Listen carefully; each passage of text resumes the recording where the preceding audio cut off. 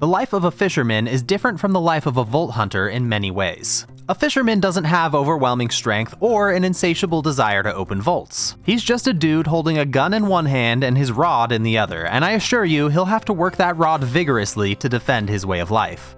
Can you beat Borderlands 4 using only fishing?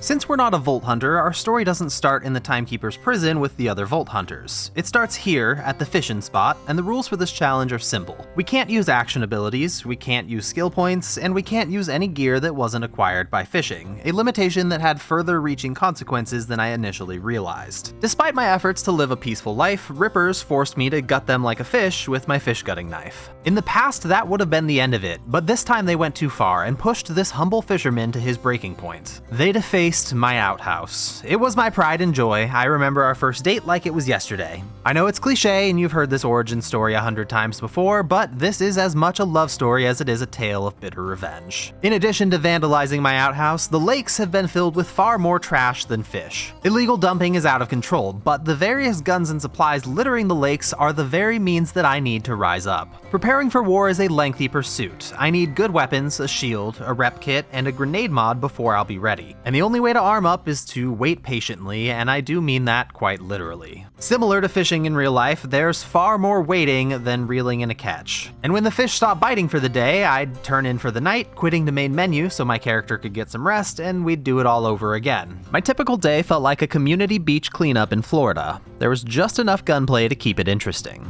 The Rippers fortunately made for great test dummies for the weaponry I was fishing up, and I spent 2 straight hours fishing for gear, and by the end of that 2 hours I'd learned a few important things about fishing. The first is that I hate fishing in Borderlands just as much as I hate it in real life. Many of my family members enjoy fishing, and I've tried it on several occasions, and the best fishing experience I've ever had was float tube fishing, entirely because I enjoyed paddling around the lake.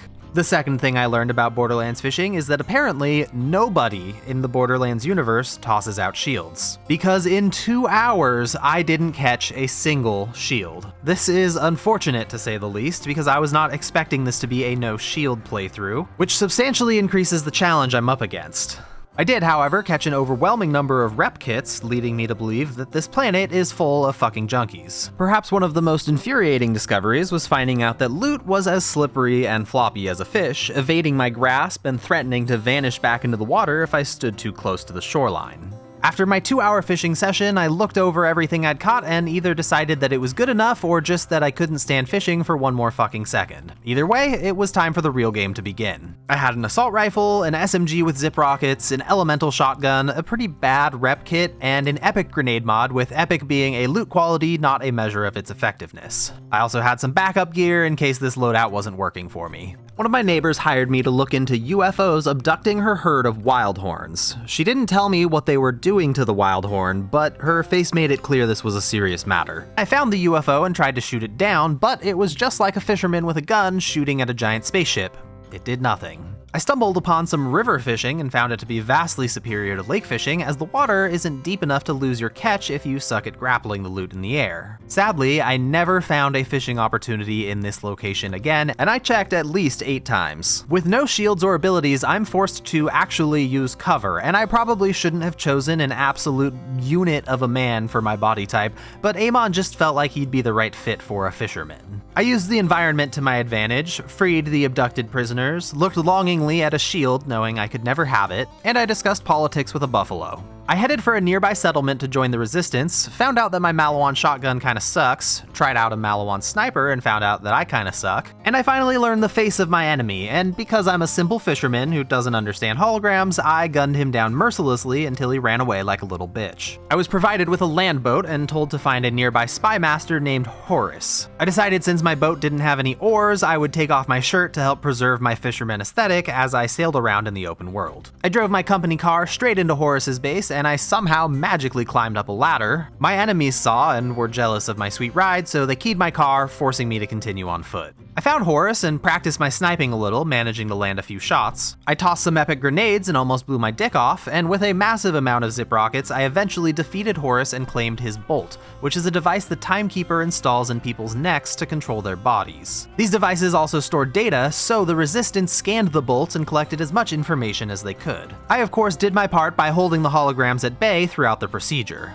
I was tasked with meeting a scientist that knows all about the Timekeeper's tech, but it had been a long day, so I decompressed by fishing in a nearby river. When I did find the scientist, I put her defense turrets to sleep so the grown-ups could chat. But it turned out Mom was as violent as her kids. I mean, they had to learn it somewhere, it always starts at home. I reported her to Child Protective Services, who dragged her away before I had time to remember I needed her help.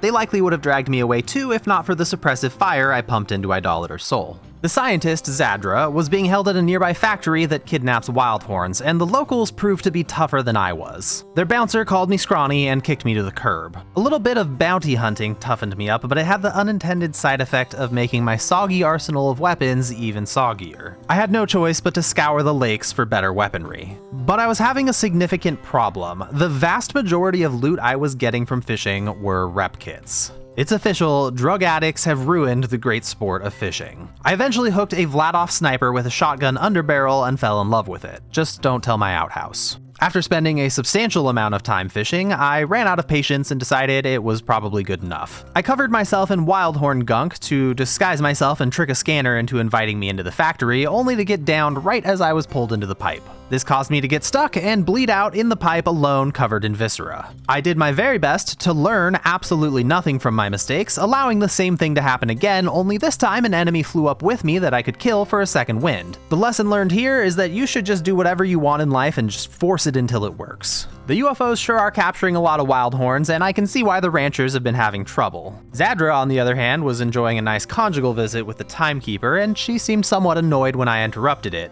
Understandable. With my new underbarrel shotgun, I was tearing enemies apart in mere moments, and my new grenade was doing fine, I think. I really couldn't tell. It seemed cool, but also like maybe the damage was a bit low. But like a barnacle on a fishing boat, it grew on me slowly and stubbornly. Zadra rebuilt a teleporter and zapped herself out of the factory, leaving me behind to shoot at a high-tech drone with my waterlogged arsenal. I led my shots like a pro gamer, though I wished they did more damage. I'm using level 6 weapons against a level 13 opponent because all I can seem to fish up are grenade mods and rep kits. That said, my grenade mod was surprisingly helpful, teleporting to the oppressor and hitting it many times. I finally destroyed the bot and met up with Zadra again, who joined the resistance and laid out her plan to defeat the Timekeeper. She jump-scared me by summoning Idolater Soul to attack, and even brought Callus into the mix, but thankfully I drove them off with my aggressive demeanor. From here, I decided to ride my land boat across the entire map, collecting all the safe houses and fast travel points I could. I tried doing bounties in Carcadia Burn, but found myself asking, do I really want to fight Threshers to level up? Because I don't hate myself, the answer was no. I didn't enjoy leveling up in the snowy area much better, so I'm back in the Fade Fields, clearing bounties to grind experience. I traveled from board to board, stacking up bounties that could be completed in the same location for big experience gains. My logic here was that I might as well level up all in one big burst so that I can minimize the time I spend fishing for gear. The higher my level is, the harder it gets to level up, and that keeps my gear relevant for longer. I started fishing again at level 24, and I acquired a sniper rifle with an underbarrel rocket launcher that was a keeper. Then I hit a stroke of good fortune as I pulled up the Slippy Legendary Grenade mod. It lets me throw a fish that makes more fish that make more fish. It's a very strong fish. I pulled in yet another underbarrel shotgun sniper rifle, and I just need to say that fishing seems to love sniper rifles. The logical conclusion here is that everybody is throwing their snipers out because they can't land a shot. I know how that goes. The fishing took an incredibly long time, and I vaporized a lot of home invaders along the way. But on the bright side, I completed the Go Outside fishing challenge and camouflaged my Echo 4 as a fish casserole. Eventually, I had acquired a large arsenal of guns, rep kits, and grenades, and this is really all I've got to work with unless I get the urge to go fishing again. I figured that I would tackle the desert biome first because that's where all the home invading rippers are hatched. Ideally, I'd team up with some top-notch soldiers to assault Callus Fortress, but Quigs will have to do. Together, we fought our way towards the ripping factory, although Quigs had a much better time crouching behind cover than I did. My huge, bulging muscles wouldn't allow me to hide them away. Quigs really had it nice though. My beautiful body was blocking the sun from ever reaching his delicate eyes. I ran past as many enemies as possible, not wanting to gain levels and send my weapons out of date. Speaking of my weapons, they were actually working out pretty well. The fish grenade and underbarrel shotguns are fantastic for all-purpose fighting, and the grenade launcher was a one-shot kill against most enemies and capable of turning a whole battalion into red mist. Unfortunately, while I was admiring my beautiful weaponry, Quigs managed to somehow get himself kidnapped, and he's in need of rescue. The quest bugged out, so I threw a fish at it, which somehow didn't help. I quit to main menu, loaded back in, found the whole scene was skipped and the door was wide open, and Quiggs was loaded up on a conveyor belt, soon to be a certified outhouse defacer. An unacceptable outcome that I had to put a stop to, so I stuffed a cod into the driller's hole and a mackerel up into the factory piping to destroy this ripping facility for good. Quiggs gets to live another day. Callus revealed her main base of operations, and I rushed to it at high speed, showcasing some of the best damn movement tech Kairos had ever seen. As I fought my way into Callus' base, I found it much harder to survive. Getting a second wind revives me with 20% of my health and 80% of my shields, but I have no shields, so I'm basically one shot from death on every second wind. Using a rep kit without instant healing or overshields was proving to be a challenge.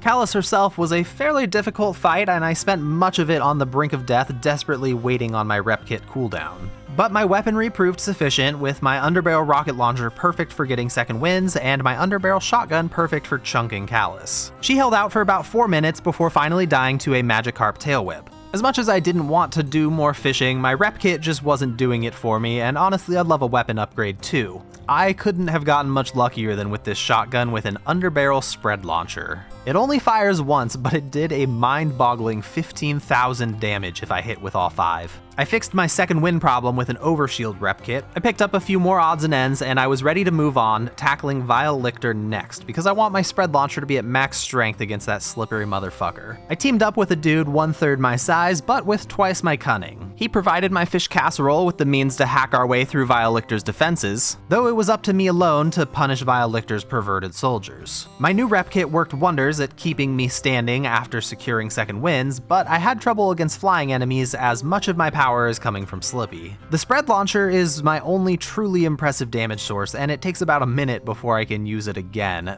I did manage to channel the power of the flying fish and defeated the Sky Spanner Cratch. It was here I learned an important lesson about looking when I can't touch. I couldn't resist checking out the legendary drop, but it was a ruse. The Sky Spanner Cratch's babies were hiding beneath her corpse and swarmed me, leaving my body to rot in the acid. No more will I be tempted to gaze at that which I cannot have. Nothing good can come of it. I teamed up with a siren named Amara, and together we went on a tour of Vile Lictor's factories. I took it upon myself to deliver the finest seafood culinary excellence to his machines. Seared ahi, grilled swordfish, honey-glazed trout, poached cod surprise. His factory died with its mouth watering, desperate for more. The vile prototype didn't hold up much better, and his desperate last-ditch effort to distract me with something shiny was completely ignored. I sent Orbulus into the stratosphere. As he was blasting off, his friends signed me up for their Airbnb base jumping experience. I wanted to leave a bad review, but they actually have a perfect 5-star rating, and I didn't want to ruin something so pure. The vast majority of Vile Lictor's defenses were completely and utterly slapped to death by my pet goldfish, and it didn't take long before I'd lodged a fish in every gear and exhaust tube in his empire. Imagine you built a tech empire capable of literally siphoning the power of the phase, only to have it come crumbling down to a lunatic hucking replicating fishies and shooting moss-covered weapons. That's some pretty severe emotional damage. But Vile Lictor still thought that maybe he could stop me, even after I one-tapped his first health bar. He did get a small confidence boost when I did the worst air dodge of my life, straight into death and with enough momentum to land me off the ledge where I couldn't target anything for a second wind. I don't even really know what happened to me on my second attempt. But the third time's the charm, as they say. I'd learned from my mistakes and avoided any additional foolish deaths. Vile Lictor's tech empire crumbled beneath the weight of 1,000 goldfish. I spent a Kairos afternoon fishing, got a new Slippy that I decided wasn't worth switching to, and acquired a sniper rifle with a better rocket launcher. You might wonder why I'd use a sniper rifle if I can't aim to save my life, and I also wondered that. I guess I just hate fishing more than I hate dying. The difficulty level ramped up severely, but this fisherman used his patience and willpower to continue making slow progress. Idolater Soul sent a spaceship to take out the resistance. He must not have heard that a spaceship is basically a factory, and my fish army's entire goddamn resume is filled with factory shutdown experience. I was downed in the aftermath of the spaceship's destruction, and I begged for help from a resistance NPC to no avail. Upon my revive, I tried to give him a taste of his own medicine, but apparently he's immortal. All hail Bast, leader of the Crimson Resistance, slayer of ordinary fishermen. The Resistance went on the offensive, with me clicking on as many enemy head pimples as possible, and failing to click on those heads just as often. I regained my confidence by landing 6 extremely long-range headshots in a row. Beautiful headshots, nobody's ever seen headshots like these before. Most people couldn't do it. I did it! Idolater Soul didn't like my sashimi much. He's more of a bison burger kind of fella. I covered him in wasabi, he couldn't handle the heat, and I claimed the last command bolt I needed for Zadra's plan to take down the Timekeeper. Except Zadra apparently didn't have a plan on how to get into the city, only how to reach him once we're there. She sent me to the Vault Hunters who might know a way to breach the city. It was here that this humble angler learned that Vault Hunters make everything overly complicated. But at this point, I'm basically losing all my health from simply making eye contact with enemies, so might as well let the Vault Hunters call the shots. They wanted me to get up on the roof? Fine, I climbed on up, only for them to phase lock a grapple point in place. Completely unnecessary. Climb the tower? Sure, no problem, I'm on it. You really don't need to phase lock a platform up here for me. It's not a hard climb. Ride a space elevator to the moon? Oh, okay, that one's fair. I don't know how else we'd get to the moon, but when we were there, we split up for some reason, and they had hopped in a ship and then asked me to launch rockets at doors instead, and they hovered right behind the door and spiraled out of control. None of it makes any sense, but hey, I'm just a humble fisherman. Even something as simple as repairing an elevator didn't make sense. There's low gravity, and the elevator track is basically a giant ladder. Vault Hunters make everything complicated. Plus, now you're gonna tell me that somehow Callus survived. And what's worse is she's super strong now, and quite possibly too strong for me to handle. So, you know what? I pulled a trick out of the Vault Hunters book, and I fought in a way that was entirely too complicated. This old fisherman learned some new tricks, which in this instance meant that my feet never touched the ground because I was ping-ponging back and forth between grapple points to stay in constant flight. And despite how complicated this strategy was, it definitely seemed to be working. Callus tried to enweb the entire arena to put me in danger, but I just floated above it the whole time until she gave up and resumed fighting me as normal. She eventually wised up and toasted my grapple point, but it was far too late. My spread launcher had enough juice to finish her off for good. Callus rode her moon debris down to Kairos, blasting a hole straight into the Timekeeper's city, proving that maybe the Vault Hunters had the right idea with all these crazy plans that make no sense after all. Now, I wanted to trudge onwards, but my gear is averaging level 25, I'm level 30, and my enemies are level Shark Week. Maybe if I was spending skill points I could make it through, but as it is, I'm just chum in the water. It would have taken sheer force of will and some S-tier aiming to continue, which is why I hit the lake for better gear and to level up a touch. I bounty hunted my way to level 32 and then prepared for what I hoped would be my last big fishing trip. I got a sniper rifle that shoots a shock field, a rep kit with big healing over time and lifesteal all on a low cooldown, a better overshield rep kit, and oh, did I mention that I'm losing my fucking mind because the fucking fishing spots won't spawn most of the time. I'm basically over here playing quit to main menu simulator. But obviously I'm not going to stop now, not when I'm so close. I just needed a change of scenery to stay sane, and I went to fish in Carcadia Burn. I got a few odds and ends, but the most notable pickup was a zip rocket underbarrel that does a lot of damage. With a handful of new weapons, I attempted to brute force my way through the story despite my level being hopelessly too low. It took a remarkably long time to kill any large enemy, with me cycling through underbarrels and blasting it as hard as I possibly could.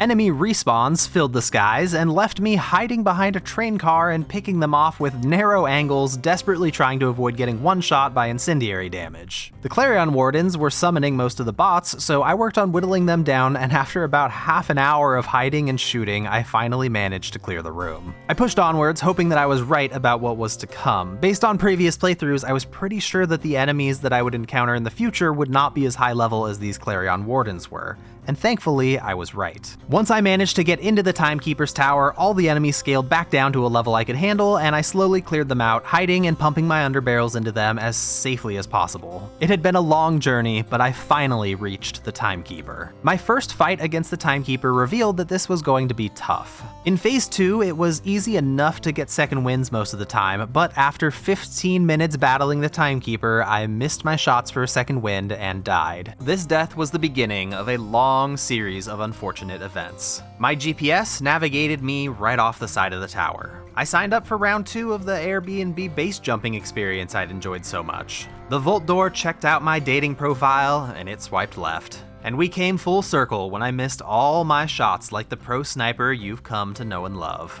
You can really see the panic and desperation in those last 2 disc launcher shots. After that death, I fast-traveled away, determined not to suffer even one more embarrassing mishap. I pulled out my rod and worked it more vigorously than ever before. I caught a new atomic slippy, a zip rocket weapon, and another zip rocket weapon. I returned to the Timekeeper's tower and shoved so many zip rockets up his ass he could have founded NASA 10 times over by the time I was through with him. I let go of any misguided belief that I could aim and pulled out a corrosive shotgun to spray and pray my way into as many second wins as necessary. After 13 minutes of fighting, I defeated the Timekeeper, bringing an end to his rule once and for all. I symbolically threw my fishies at him, giving him one last laugh as I downed myself and had to respawn and make my way back over. But I put an end to him, and then I approached my final reward. No, not the vault. I'm a fisherman. I don't care about opening vaults. I just want to relax on my dock and enjoy the greatest sport on Kairos. It turns out you can beat Borderlands 4 using only fishing.